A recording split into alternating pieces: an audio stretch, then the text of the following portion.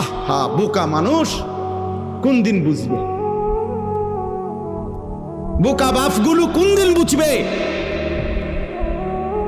হযরত ওমর রাদিয়াল্লাহু তাআলা আনহু একটা ছেলে জীবনে একবার নবীজি সাল্লাল্লাহু আলাইহি ওয়াসাল্লামের একটি কথার বিপরীতে বিরোধিতা করে নাই, একটা যুক্তি দেখাইছিল, পাল্টা একটা ভিন্ন যুক্তি দিছিল।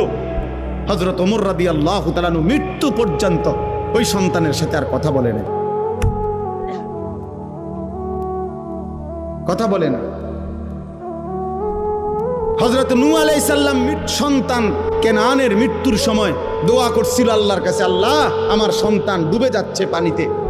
আল্লাহ নিষেধ করছে, ইন্নাহু লাইসা মিন আলিক, কোরআনের আয়াত।